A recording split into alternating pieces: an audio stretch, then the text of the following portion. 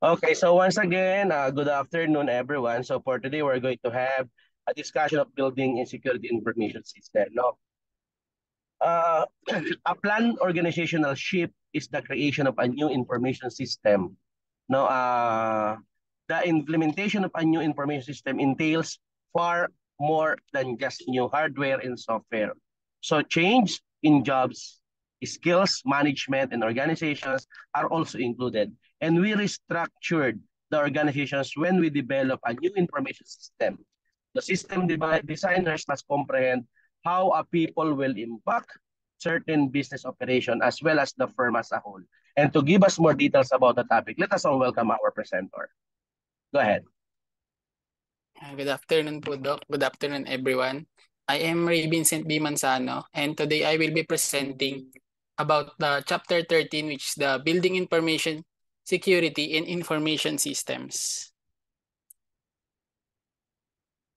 So in this presentation, we are expected to achieve the following intended learning outcomes. First is to identify the different structural organization changes that were enabled by information technology. Second, enumerate the steps in business process design. Third, determine several activities in system development. Fourth, state the methodologies for modeling and designing systems and be able to determine their differences. And the last one, or the fifth, discuss the alternative systems building methods. So let's proceed. So first, let's define what is an information system. Information system is an integrated set of components for collecting, storing, and processing data, and for providing information, knowledge, and digital products. Most business firms and other organizations rely on information systems to carry out and manage their operations, interact with their customers and suppliers, and compete in the marketplace. So what are the components of an information systems? The main components of an information systems are computer, hardware, and software, telecommunications, databases, and data warehouses, human resources, and procedures. So ano ba yung mga different types ng information systems? Yung iba dito kanina discuss na. So yung unang-una is yung operational support and enterprise systems. Meron din tayong support of knowledge work. Sa under ng support of knowledge work, na-discuss din kanina yung mga professional support systems na ginagamit para makakapag-offer the facilitation needed to perform tasks specific to a given professions. Meron din tayong mga collaboration systems which entails to facilitate communication and teamwork among the members of an organization.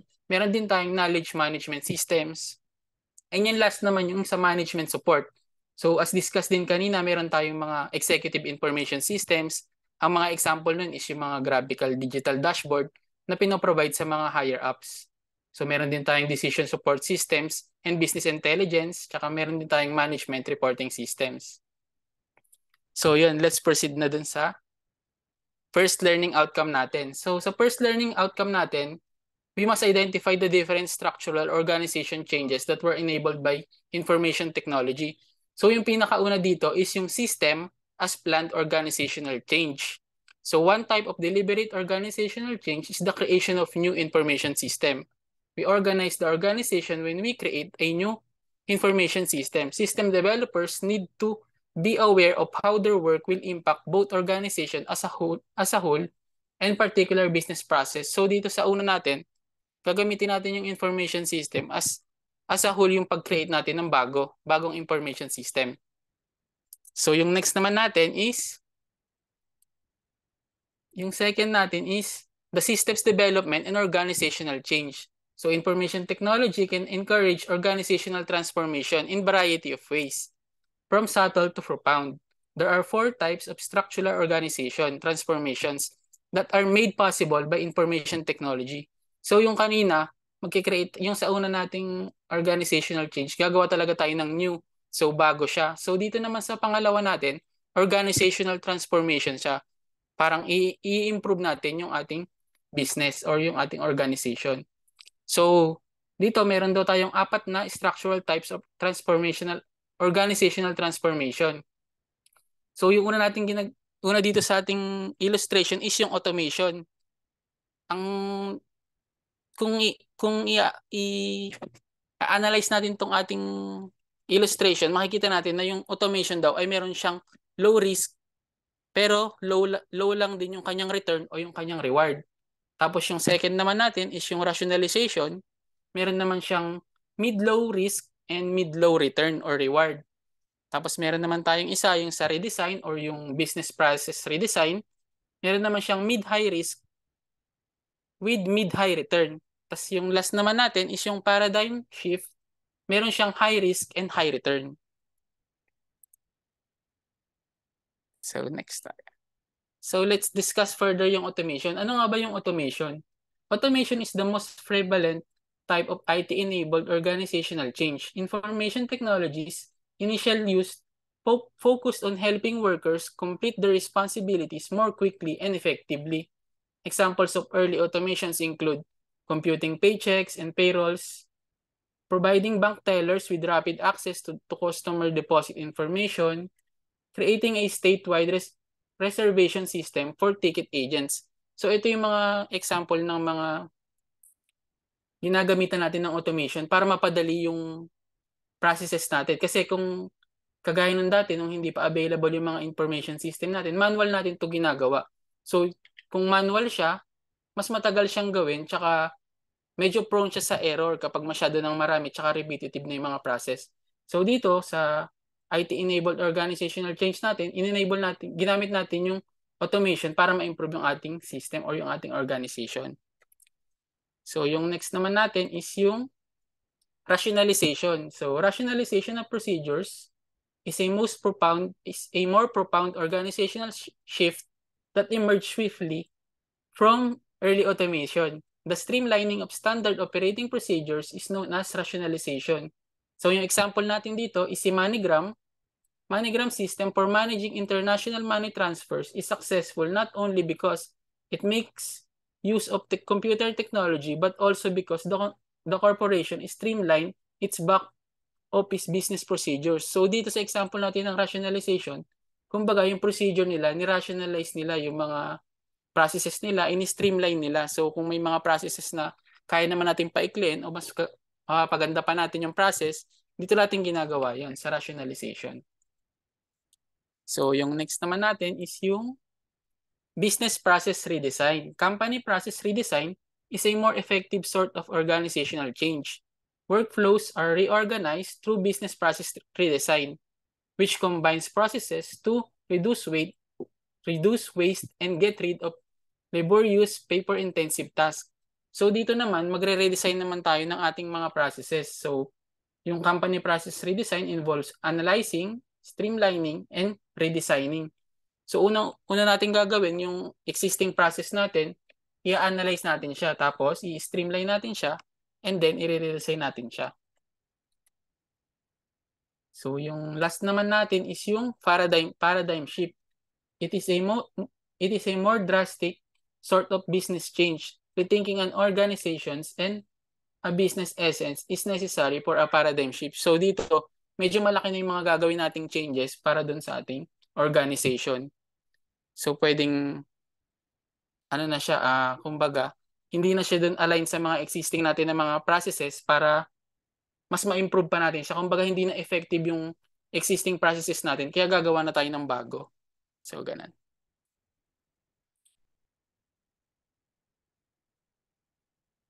So, ayun. So, proceed na tayo dun sa second learning outcome natin. So, we will enumerate the steps in business process redesign. So, many companies are attempting today to leverage information technology to enhance their operational procedures. Some systems call for gradual changes to business operations, while others necessitate more thorough overhauls. To examine current processes, create new processes, and to optimize existing processes, BPM offers a variety of tools and approaches. So ano-ano ba yung mga approaches na yon? So yung pinakauna, dapat, step pa natin, determine which business processes needed to be changed. So understanding which business processes need to be changed is one of the most crucial strategic decisions a company can make. When the incorrect business model or business processes are strengthened via systems, the business may become more effective at doing what it should not be doing. As a result, the company is exposed to rivals who could have found the ideal business strategy. It may also be necessary to invest a lot of time and money on streamlining operations that have little bearing on the overall efficiency and profitability of the company. So ayun, basically ang sinasabi lang dito sa determine which business processes needed to be changed. Kumbaga, dapat ipa-priority natin yung pinakamalaki yung impact doon sa process natin. Kunyari, may isang process ka doon na mare-reduce yung entire processing time mo ng 20 days, ganun. Kumbaga, doon ka sa mas ma-maximize mo yung profitability tsaka yung efficiency ng gagawin mong change. Siyempre, kapag nag-change ka, gagamit ka ng resources mo, dapat ayun ma-balance mo siya. So, yung next step naman natin is to analyze current business processes, taking notes of inputs, outputs, resources, and the order in which the various steps are carried out. So in this example, we could see a lot of processes and steps that will surely be equivalent to more time and resources and steps. Ayan. So as we follow and ito yung example natin, bali meron tayong customer tsaka yung clerk. So kapag si customer gusto niyang bumili ng libro, pupunta siya ng bookstore. So pag pumunta siya ng National Bookstore, kunyari, mag-search siya dun sa mga shelves. Tapos meron tayo ditong decision kung meron bang book na available. Kung yes, bibili niya yung libro, tapos take the book home na, okay na siya. Paano kapag wala? So yung kapag sa no naman, pupunta tayo dun sa clerk, magtatanong tayo, tapos si clerk naman ngayon, kapag nakita niya, pwede mo nang bilhin yung libro, tapos pwede ka nang umuwi. Kaso, paano pag wala? So mag-i-inquire na naman siya about ordering, tapos kapag nag-inquire na siya, makaka-order ba siya o hindi? So ayun, kung hindi siya makaka-order, pupunta siya sa ibang store.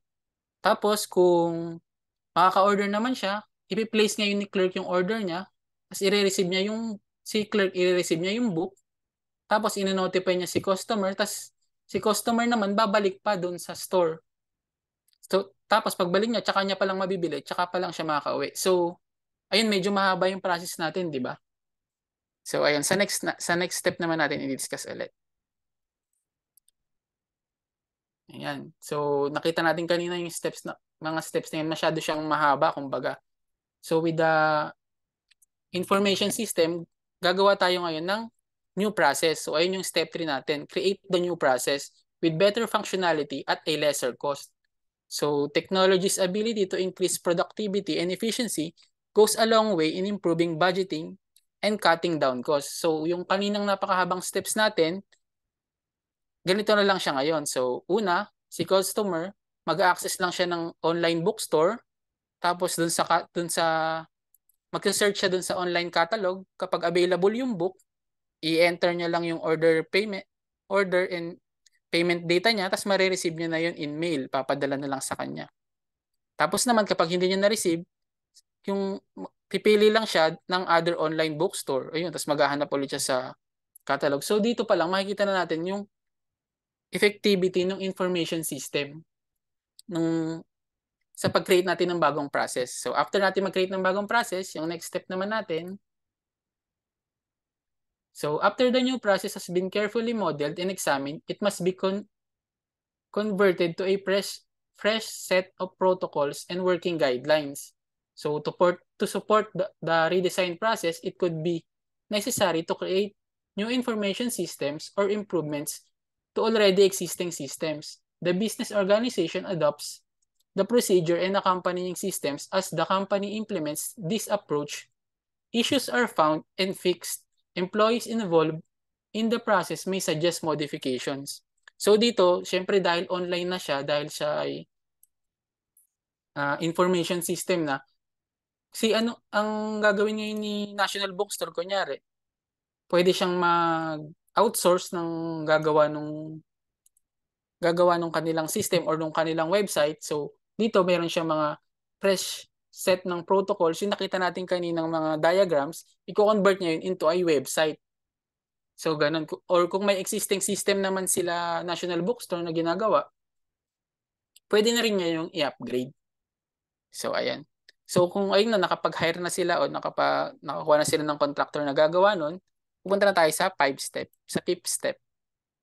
So, continuous measurement is necessary once a process has been put out into place and optimized.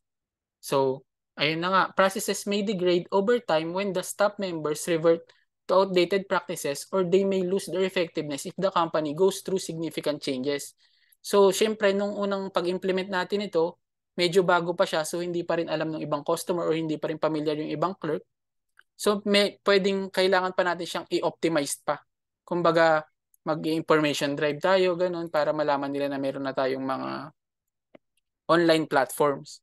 So, regarding naman dun sa mga clerks natin, bali magkakaroon din sila dapat ng mga training to optimize yung ating bagong system. So, ayan.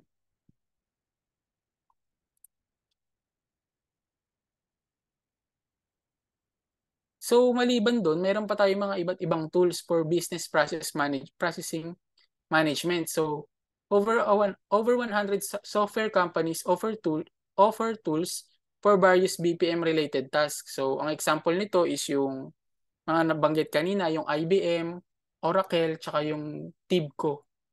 So, these technologies serve businesses in a number of ways, including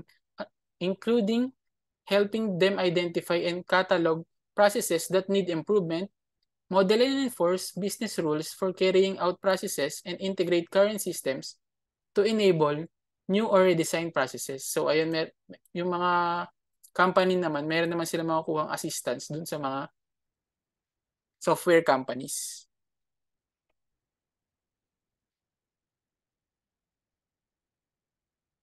So, punta na tayo ngayon dun sa third learning outcome natin. We will determine the several activities in system development.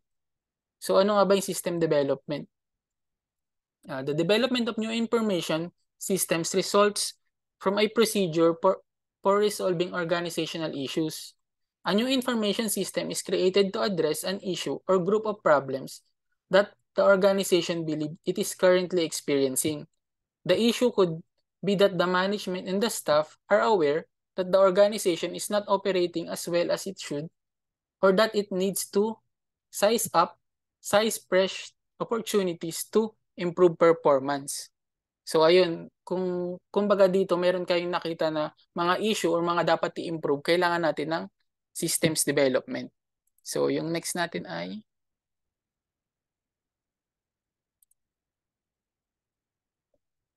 systems development. This refers to the processes involved in creating an information system response to a business issue or opportunity. So hindi lang pala siya sa issue, pwede rin kung may opportunity na pwede nating i-grab para makapag-adapt tayo sa market. So it is a structured type of problem. A structured type of problem is tackled through certain activities in systems development. Meron tayong systems analysis, systems design, programming, testing, conversion, production and maintenance are some of these activities. So these systems development activities often occur in a sequential order, but depending on the method of system construction being used, some of the actions may need to be repeated while others may be done at the same time. So, i-discuss pa natin yung systems analysis, system design, programming, testing, conversion, tsaka yung production maintenance further. So, ano nga ba yung systems analysis? Systems analysis is the study of an issue that a business uses an information systems tries to solve. It comprises of outlining the problem, its causes, the proposed remedy, and the information needs that a system solution must satisfy. So after ng system analysis natin is yung system design. Systems design demonstrates how the system will achieve these goals, while systems analysis outlines what a system should accomplish to satisfy information needs. An information systems design is its overarching framework or model. It comprises of all parameters that give the system, its form and structure, just a building or a house plan. So these are the components of the system being designed that will carry out the functions found through the system analysis. This will be embedded in our code through programming together with other components based on our design to ensure that all of our information are secured. They can also be achieved information security by establishing and maintaining a meaningful and relevant security policy. So kung makikita nyo dito, sa may bandang gitna, meron tayong tatlong protocol para sa security. Merong access controls, catastrophe plans, tsaka audit trails. So dito sa chapter na to, dito pinapakita lang na yung information system natin talagang embedded na dun dapat yung ating information security para maiwasan nga yung mga na-identify na vulnerabilities dun sa ating last chapter, yung sa chapter 8, yung sa information system security. So nag-work sila hand in hand. Dapat habang pinagawa mo yung information mo, kasabay mo rin binibuild yung security na. So yung iba, may mga iba pang silang steps para dun sa information security. Yung second is yung ensuring that your security policy has teeth and is enforced. So ayun. Tapos meron ding iba na providing tools to help your IT staff implement your security policy, and closing an increasingly popular network backdoor. Tapos yung last is plugging security holes in co-hosting situations. So ayun. So yung natitira pa nating steps,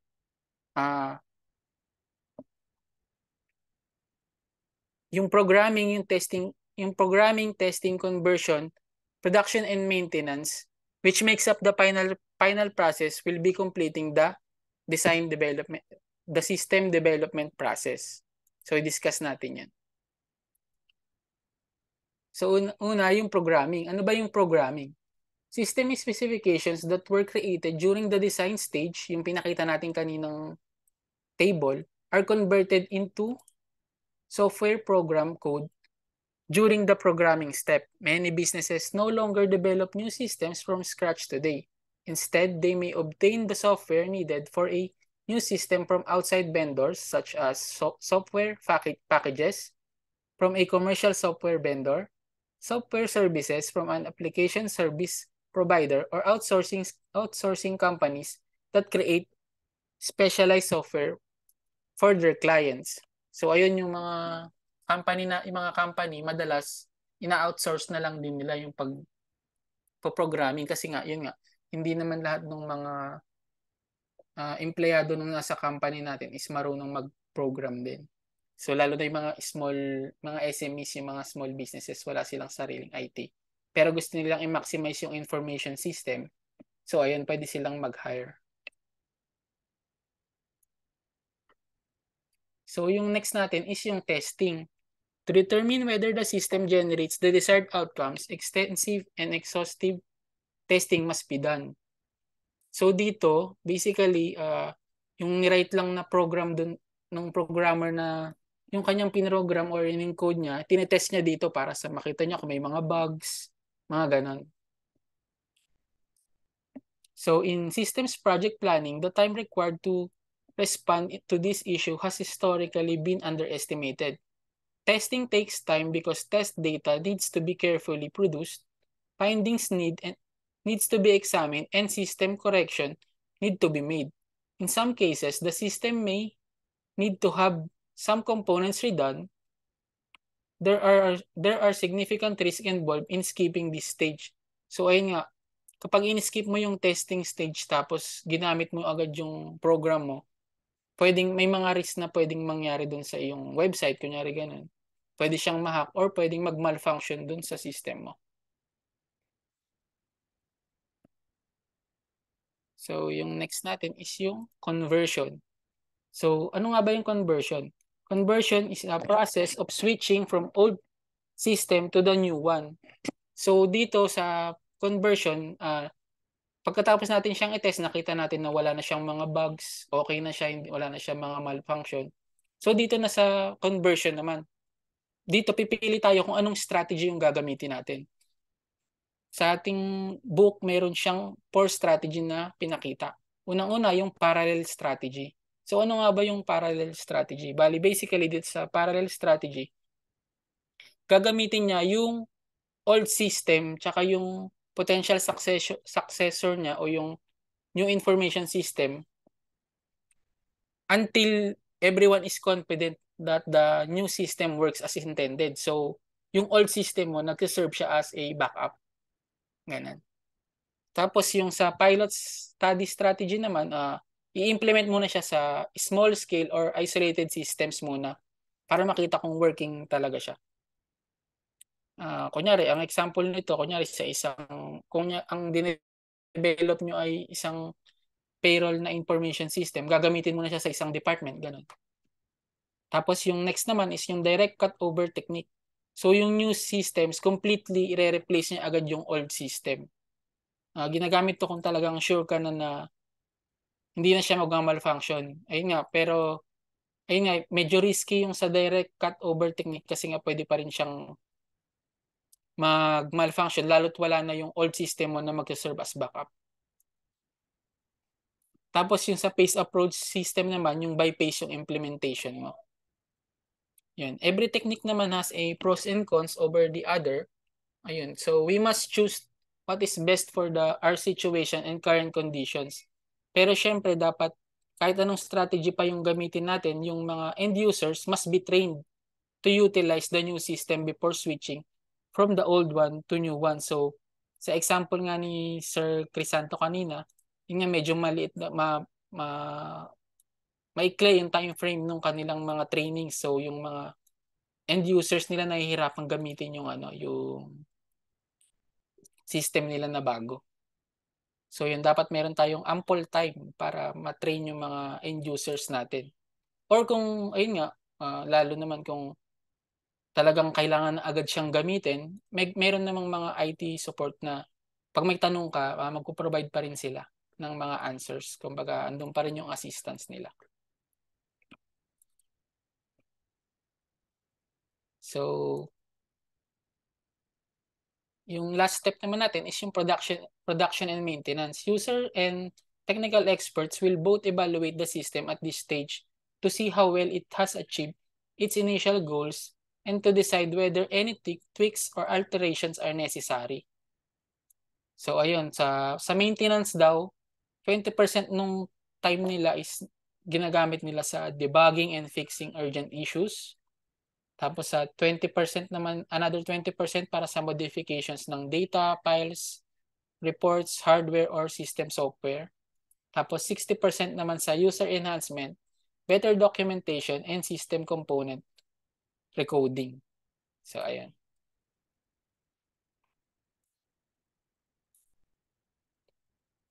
So, sa fourth learning outcome na tayo, we will state the methodologies for modeling and designing systems and be able to determine their differences. So alternative modeling and system design approaches exist. The most prevalent are object-oriented development and the structured process. So proceed muna tayo sa structured process. Ano nga ba yung structured process? So yun, procedures are step-by-step with each step building on the one before it. So ayun nga, step-by-step siya. So process-oriented structure development methodologies place a strong emphasis on the modeling processes, that is, the acts that gather, store, change, and distribute data as it flows through a system. Structured process works well for modeling business processes.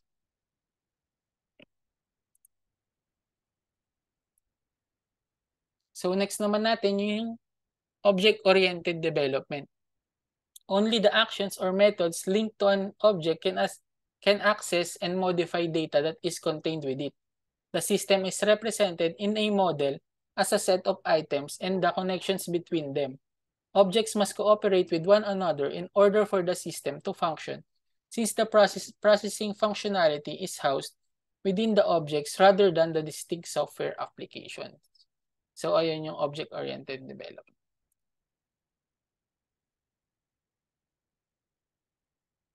So, meron din tayong computer-aided software engineering or yung CASE. To lessen the amount of repetitious labor required of the developer, computer-aided software engineering or CASE offers software tool to automate the process. So, CASE tools often aim to boost output and quality via upholding a uniform approach to design and development. Second is to enhance dialogue between users and technical experts. Third is using design repository to organize and correlate design components and give quick access to them. Fourth is automating laborious and prone to error analysis design processes. Last is automating control rollout, testing, and code generation. So, ayun yung mga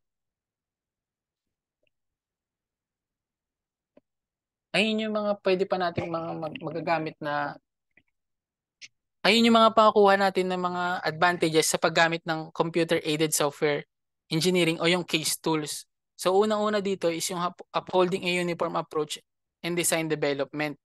Maliban doon, syempre may mga makikita tayo dyan sa example natin dyan.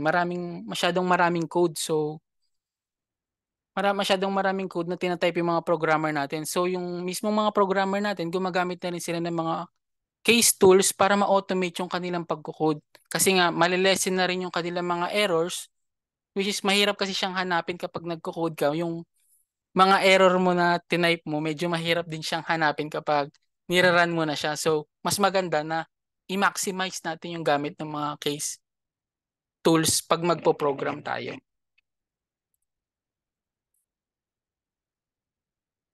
So ayun, nandun na tayo sa last and yung fifth learning outcome natin. We will discuss the alternative systems in building methods.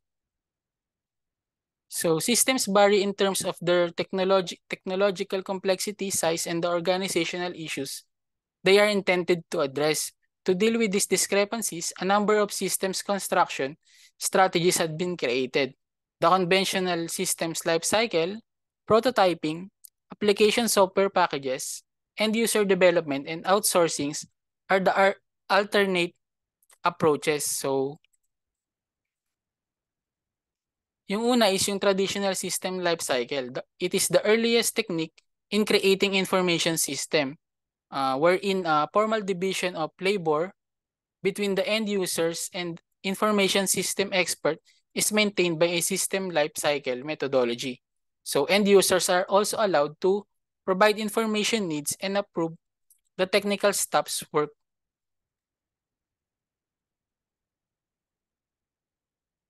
Tapos yung next naman natin is yung prototyping.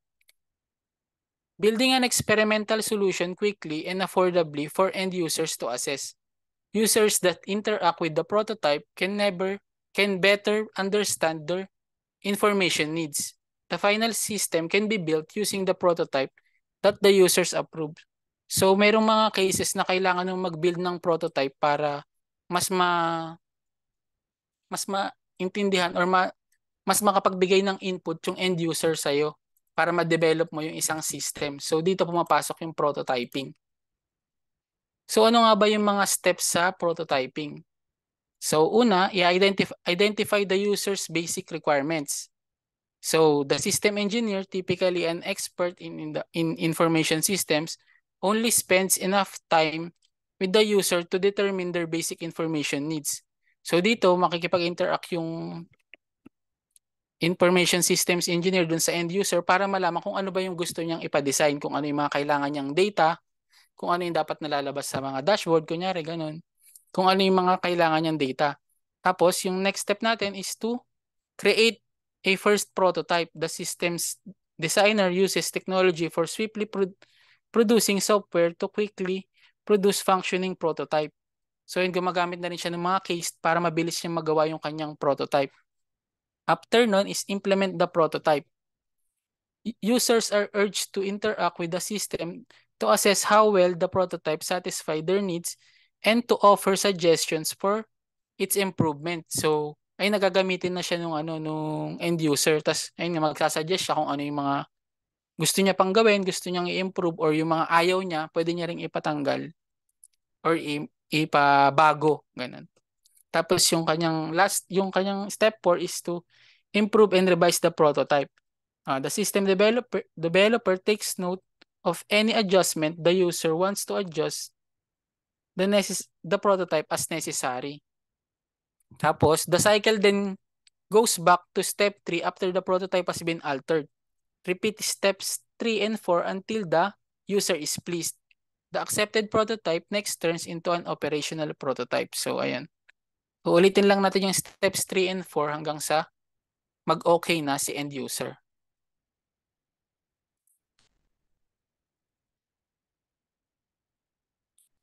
So, another is yung development for end user. So, some information systems types can be created by end user with little to no official support from technical experts. This is made feasible by a group of computer programs known as fourth generation languages. These are software tools that let people build software programs or make reports with little to no technical support. Overall systems produced by end users can be finished more quickly than those developed by a traditional systems lifecycle. Fourth generation tools include PC software, query language, report generators, graphic language, application generator, application software packages, and very high level programming language. So yung ang example ko dito, ang na-encounter ko na is yung sa mga ginagamit namin na software sa pag-analyze ng mga renewable energy systems. Example nito yung tinatawag na PBCs. Bali doon kahit yung mga hindi naman mataas yung background dun sa mga solar, mga ganun, or kahit anong technology, basta meron ka lang data, i-input mo lang doon, tapos kapag nalagyan mo na lahat ng input, magge-generate na siya ng report. So, dun pa lang sa report na yun, makikita mo na comprehensive siya. So, isa to sa mga example nung sa development for end users. Maliit lang yung technical expertise mo, pero yun nga, magagamit mo na agad yung software para ma-compensate yun, tapos makakapag-generate ka na ng magandang report.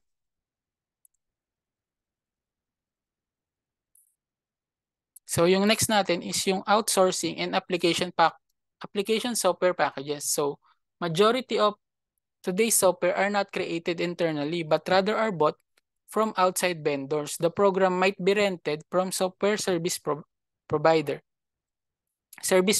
Purchased from commercial vendor, or produced as a custom application by an external outsourcing company.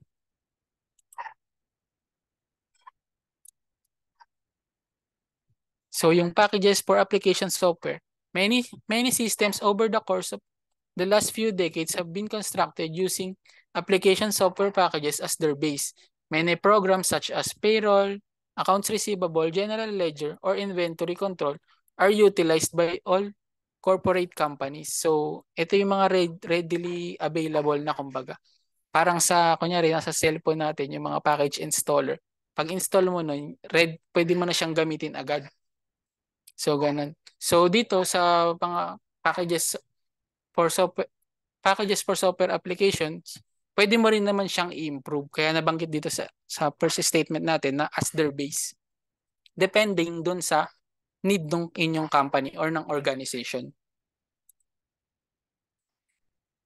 So, yung next natin is yung outsourcing. A company can hire an outside company that specializes in offering these services to create or run information systems if it does not want to do it with its own internal resources. An organization might also outsource the design and development of its software to an outside vendor who would then run the system on its own computers. The outsourcing may be local or international.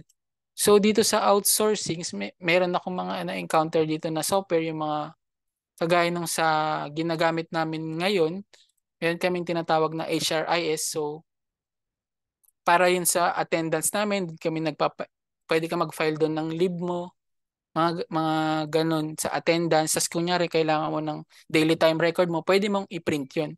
So yun, nakuha ng company namin yun through bidding. So nagpabid ngayon yung company namin para yung mga provider o yung mga service provider na yun is mag-design ng kanilang system na pwede namin gamitin. So ngayon ay operational naman na siya.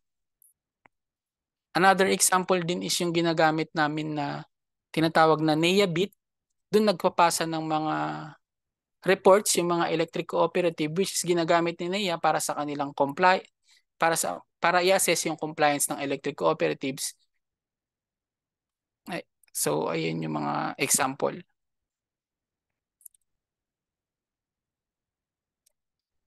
So yun, isa pa is yung sa development of applications for the digital firm. So in the environment of the digital company, companies must be able to be swiftly able to add, modify, and their technological capabilities in order to take advantage of new opportunities such as the requirement to develop applications for mobile platforms. So ayun nga, mas madali na natin kasing nare-reach yung mga customers through mobile platforms.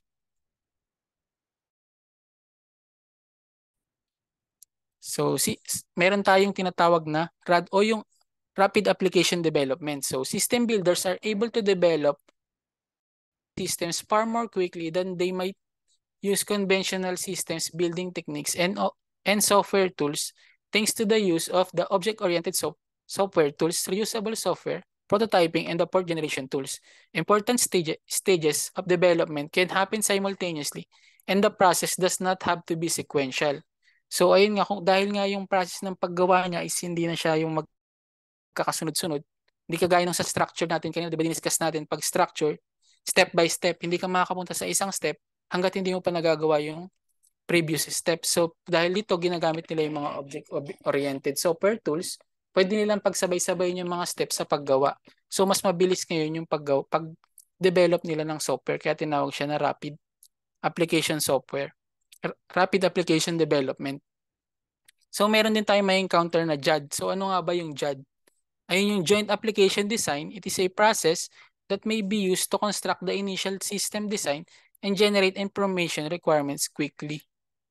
So ayun yung kanyang definition. So and second to the last is the development based on components and web services. So components-based development is a method of developing software that enables the assembly and integration of pre-existing software components to create a system. So dito, yung mga tinatawag nating components is yung sa extensible markup language o yung XML, and other open protocol standards are used to deliver web services. So ano nga ba yung web services? Web services have the ability to carry out a number of tasks on their own and can also work within other web services. So ayun yung mga components na pwede natin magamit para makapag-develop based on the components and web services.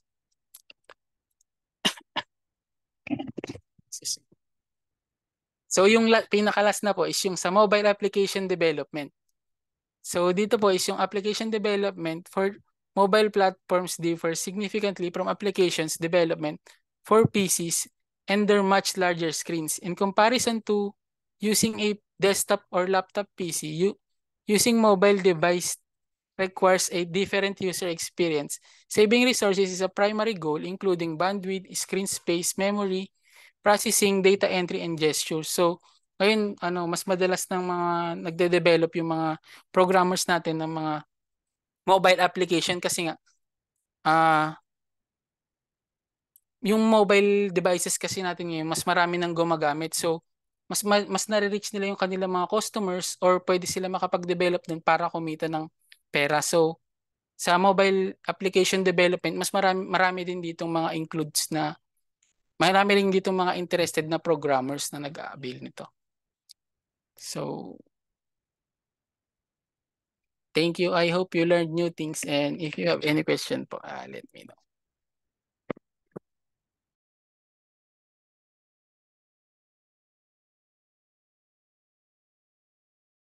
So much, no, to our presenter. Again, as what I mentioned earlier, no, the development of a new information system is example of a planned organizational transformation. So automation, uh, rationalization of procedures, business process design, and paradigm shift are the four types of technology-enabled change with far-reaching changes, bearing the biggest risks and rewards. No?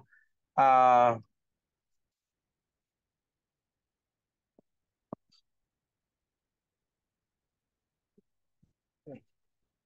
okay.